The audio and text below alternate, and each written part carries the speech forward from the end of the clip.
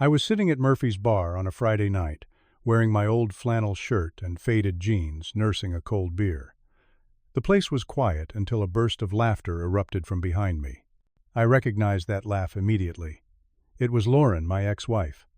She was giggling with her new husband about the unemployed loser sitting alone at the bar. That loser was me. I smiled and took another sip. They had no idea what was coming. Before we dive into this story, let me know where you are watching from in the comments below. And if you have ever been underestimated by someone who thought they knew your whole story, hit that like button and subscribe to the channel. Trust me, you are going to want to stick around for this one. Now let me take you back to where it all began. I grew up in a small town called Millbrook, Ohio. Nothing fancy, nothing special. Just cornfields, church on Sundays, and hardworking people who never complained about their lot in life. My father was a mechanic. He worked at the same auto shop for 32 years until his back gave out. My mother was a nurse at the county hospital, pulling double shifts to make sure my sister and I had everything we needed. We were not rich, but we never went hungry. The person who shaped me the most was my grandfather, Earl Hartwell. Grandpa Earl owned a small manufacturing workshop on the edge of town. It was not much to look at. Just a tin roof building with old machines that coughed and sputtered like they were on their last breath. But to me, that place was magic. Every summer, I would spend my days there learning how to operate the equipment, how to read blueprints, how to solve problems with nothing but your hands and your brain. Grandpa Earl had this saying he would repeat every single day. He would look at me with those tired but wise eyes and say, "Winston, the value of a man is not in what he shows, but in what he builds quietly." I did not fully understand it back then. I was just a kid who wanted to play with machines, but those words stuck with me like a splinter under my skin. When I was 19, Grandpa Earl passed away in his sleep. Peaceful, the doctors said. He left the workshop to me. Everyone expected me to sell it. The place was practically bankrupt. There were only 3 employees left, all of them over 60 years old. The equipment was outdated. The debts were piling up. My own father told me to take whatever money I could get and move on with my life. But I could not do it. That workshop was not just a building. It was my grandfather's legacy. It was everything he had built quietly over 50 years. Selling it would have felt like erasing him from existence. So I made a decision that everyone thought was foolish. I decided to rebuild it from the ground up. Those early years were brutal. I worked 18-hour days. I learned accounting from library books. I cold-called potential clients until my voice went hoarse. I ate ramen noodles for dinner more times than I can count. But slowly, very slowly, things started to turn around. It was during this time that I met Lauren. She was 23, working as a teller at the local bank. I walked in one afternoon to deposit a check, and there she was. Blonde hair, bright smile, confidence that filled the entire room. She looked at me like I was somebody, even though I was covered in grease and smelled like machine oil. We started dating. I told her about my dreams for the workshop. I told her I wanted to build something big, something that would make my grandfather proud. She said she believed in me. She said she loved my ambition. After 2 years, we got married in a small ceremony at the courthouse. I thought I had found my partner for life. The first year of marriage was good. We lived in a tiny one-bedroom apartment above a laundromat. The walls were thin, the heating barely worked, but we were happy. At least I thought we were. I was working 16-hour days at the workshop trying to land our first major contract. Lauren was supportive at first. She would bring me coffee, tell me she was proud of me, kiss me goodbye every morning. But somewhere along the way, things changed. Lauren started making comments about our apartment, about our car, about how her friends from the bank were buying houses and taking vacations while we were scraping by. She would see other men in suits driving nice cars, and something in her eyes would shift. I told myself she was just stressed. I told myself things would get better once the business took off. After 4 years of marriage, Lauren became a stranger. She came home late most nights, always with some excuse about work functions or drinks with colleagues. I was too exhausted to question it.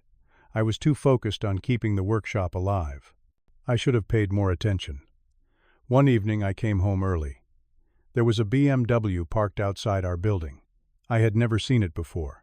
When I walked into our apartment, Lauren was sitting on the couch, looking like she had been caught stealing. She told me we needed to talk. His name was Derek. He was a sales manager at some company downtown. Lauren had met him at a networking event 3 months earlier. She said he was everything I was not: successful, established, someone who had already made it. The words she said next burned into my memory like a brand. I need someone who has actually made it, Winston.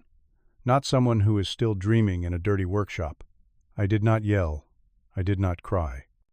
I just sat there feeling like someone had reached into my chest and ripped out everything that mattered. She filed for divorce the next week. She wanted half of everything.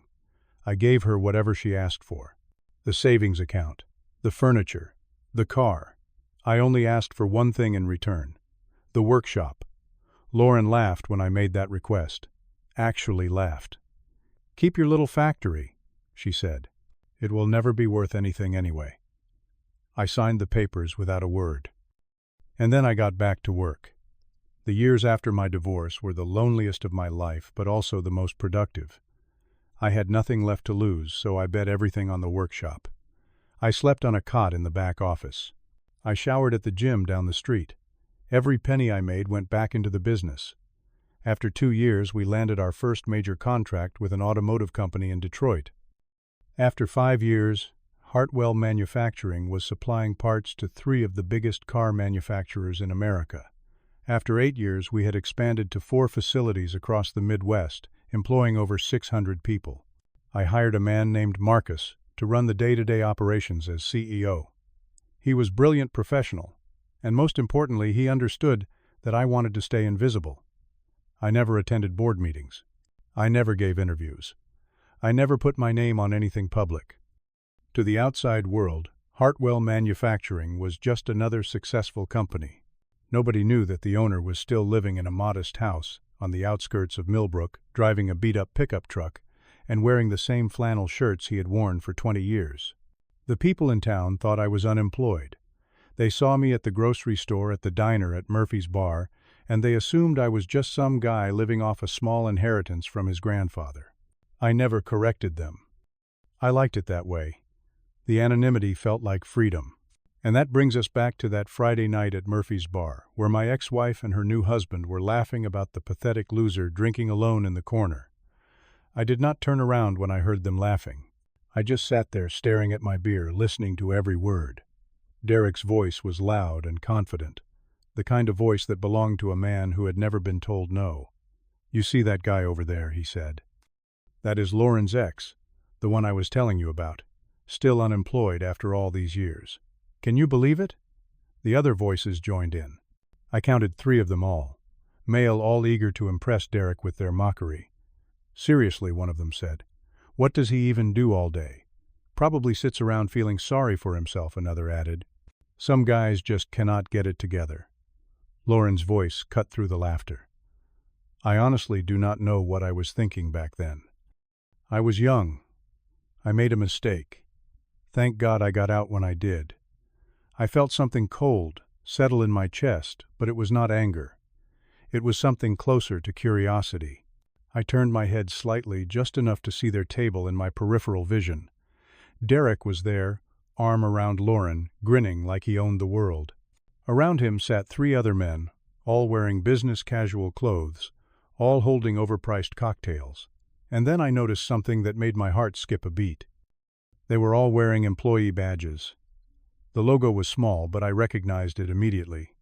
It was the logo of Hartwell Manufacturing, my company. I turned back to my beer and finished it slowly. When I left the bar that night, none of them even looked up. I was invisible to them. Just another failure fading into the background. A week later, I ran into them again. This time, it was at the grocery store on Saturday morning. I was in the cereal aisle picking up the same brand of oatmeal I had been eating for years. Lauren and Derek came around the corner cart full of expensive items. Organic everything. Wine bottles. Fancy cheese. Derek spotted me first. He nudged Lauren and whispered something that made her smirk. Then he walked right past me, close enough that I could smell his cologne. "Must be tough, huh, buddy?" he said loud enough for everyone in the aisle to hear. "Living paycheck to paycheck while the rest of us actually contribute to society." I looked at him calmly.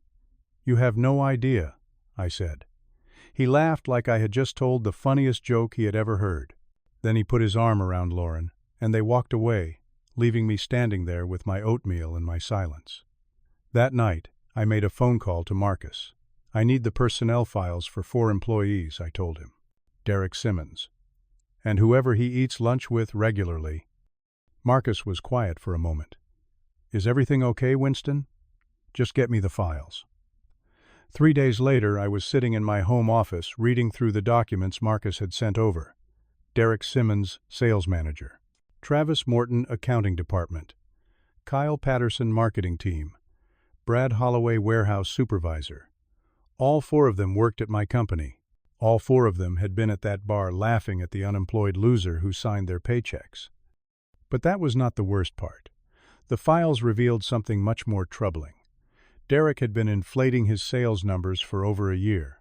He was claiming credit for deals that other salespeople had closed, padding his reports to earn bonuses he did not deserve.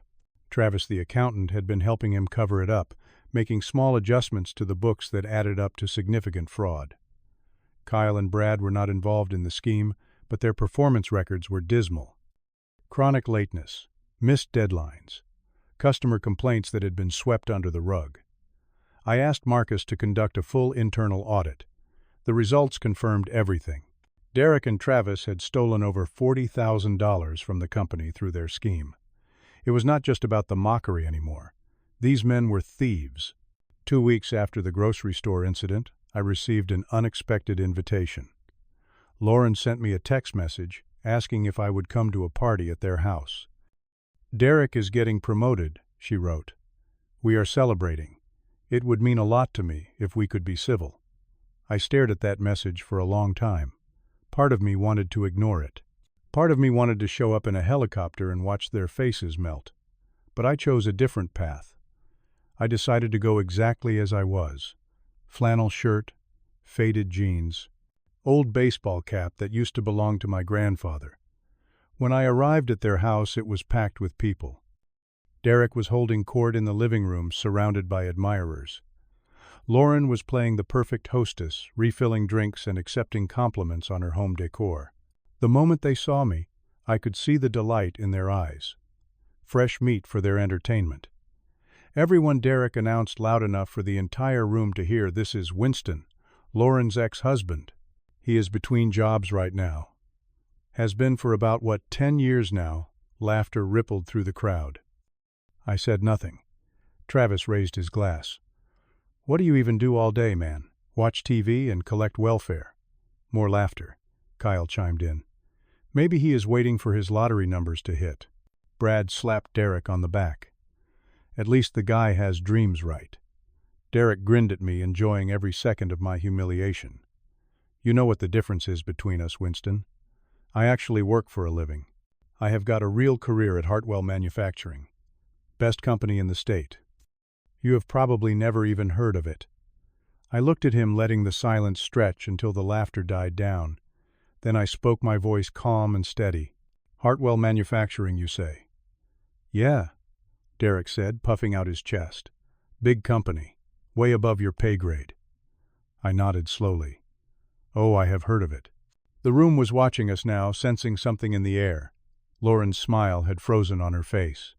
Derek's confidence wavered for just a moment before he recovered. "Sure you have, buddy. Sure you have." I did not say anything else. I just finished my drink, thanked Lauren for the invitation, and walked out the front door. Behind me, I could hear Derek's voice picking up again, making another joke at my expense. The laughter followed me all the way to my truck, but I was smiling. Because in 3 days, everything was going to change. The following Monday, I put on a suit for the first time in years. It felt strange, like wearing someone else's skin. But I kept one thing from my usual wardrobe: my grandfather's baseball cap, the one he used to wear every day at the workshop. It seemed fitting. I drove to the main Hartwell manufacturing facility and parked in the visitor lot. The security guard did not recognize me. The receptionist asked for my identification. I handed it over and watched her eyes widen as she read the name. "Mr. Hartwell," she stammered. "I'm so sorry, I did not realize." "It is fine," I said.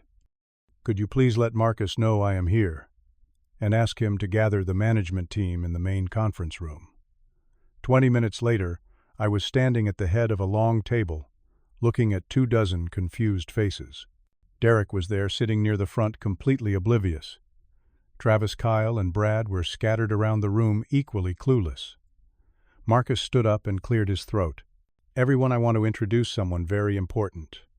This is Winston Hartwell, the founder and sole owner of Hartwell Manufacturing." The silence that followed was one of the most satisfying moments of my life. Derek's face went through about 17 different emotions in 3 seconds. Confusion, disbelief, horror. He opened his mouth, but nothing came out. "Wait," he finally managed. You are the unemployed guy," I said calmly. "The one living paycheck to paycheck. The one who has never heard of Hartwell Manufacturing." I let those words hang in the air before continuing. Over the next hour, I presented the findings of our internal audit. I showed the falsified sales reports. I showed the accounting irregularities. I showed the emails between Derek and Travis discussing how to cover their tracks. When I finished, I asked Derek to join me in a private office.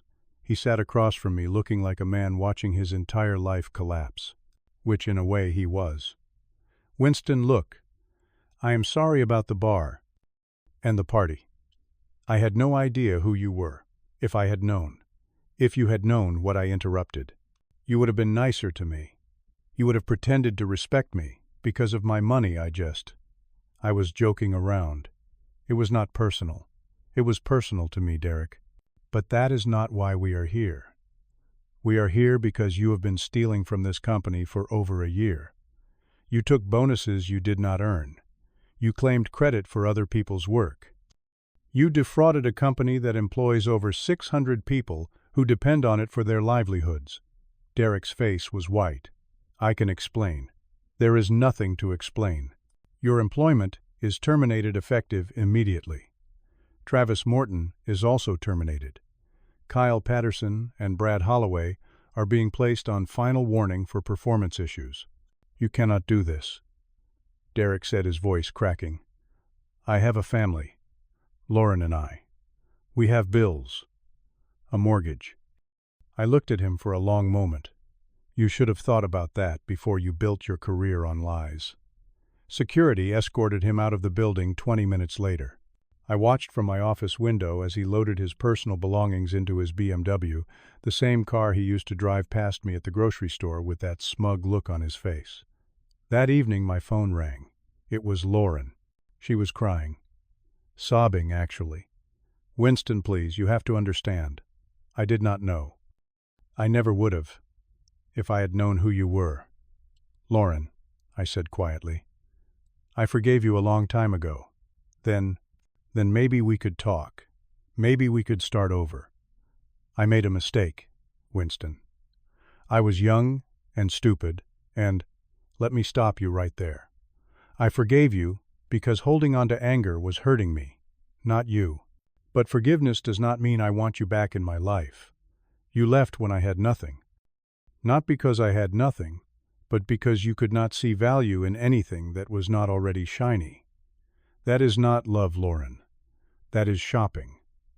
There was silence on the other end of the line. "I hope you find what you are looking for," I said. "I genuinely do. But you will not find it with me. Goodbye, Lauren." I hung up the phone and sat in the darkness for a while, waiting to feel something. Triumph, maybe, or satisfaction. But all I felt was tired and strangely at peace. The weeks that followed were quiet. I went back to my old routine. Murphy's Bar on Friday nights. Grocery shopping on Saturday mornings. Flannel shirts and faded jeans and my grandfather's old baseball cap. But something had changed inside me. A weight I had been carrying for years was finally gone. I had not realized how heavy it was until I put it down. I started doing things I had neglected for too long. I visited my grandfather's grave for the first time in years, just sitting there in the grass telling him about everything that had happened. I started reading again, something I had not done since before my marriage. I went fishing at the lake where my father used to take me when I was a kid. I also started giving back. I set up a scholarship fund for young people in the area who wanted to learn a trade. Every year, 10 students would receive full funding for vocational training, mechanics, electricians, welders, the kind of work my grandfather believed in, the kind of work that builds things quietly. A few months later, I reconnected with an old friend from high school. Her name was Sarah. We had known each other since we were 15, but life had taken us in different directions. She was a veterinarian now, running a small clinic on the other side of town. She did not care about money or status. She just liked animals and bad jokes and long walks on country roads. We started spending time together. No pressure, no expectations. Just two people who had known each other forever, rediscovering what they had in common. One evening, I was sitting on my front porch watching the sun set over the fields. Sarah was inside making coffee. I thought about everything that had brought me to this moment. The workshop, Lauren, Derek, the humiliation, and the triumph. And I realized something important. The revenge was not what healed me. Firing Derek felt necessary, but it did not feel good. It was simply the right thing to do. What healed me was something else entirely. It was finally understanding what my grandfather had been trying to teach me all those years ago. The value of a man is not in what he shows, but in what he builds quietly. I had spent so many years trying to prove something, to Lauren, to Derek, to everyone who had ever looked down on me. But the truth was, I did not need their approval. I never did. The workshop was never about showing anyone anything. It was about honoring my grandfather's memory. It was about creating something meaningful. It was about building quietly, brick by brick, day by day, until something beautiful emerged. Revenge and justice can look the same from the outside, but they feel completely different from the inside. Revenge is about hurting someone else. Justice is about setting things right. When I fired Derek, I was not trying to hurt him. I was protecting the 600 people who depended on my company for their jobs. I was upholding the values my grandfather had taught me. And when it was over, I did not feel triumphant. I felt free. If you are watching this and you have ever been mocked or underestimated or written off by people who thought they knew your story, I want you to know something. Their opinion of you does not define your value. The people who leave when you have nothing are not the people who deserve to stay when you have everything. And the best revenge is not destruction. It is building a life so good, so meaningful, so full of purpose, that their words become nothing more than background noise. Now, I have a question for you. Have you ever had someone underestimate you? Someone who thought they knew exactly who you were and what you were capable of? I would love to hear your story in the comments below. Drop a comment and let me know. If this story resonated with you, please hit that like button. It really helps the channel grow. And if you are not subscribed yet, consider joining our community. We share stories like this every week. Stories about resilience, about justice, about the quiet strength it takes to build something meaningful in this world. Share this video with someone who needs to hear it today. You never know who might be going through something similar. Thank you for watching. Thank you for being here. And remember, your value is not in what you show the world. It is in what you build quietly with patience, with integrity, with love. Take care of yourselves. And I will see you in the next one.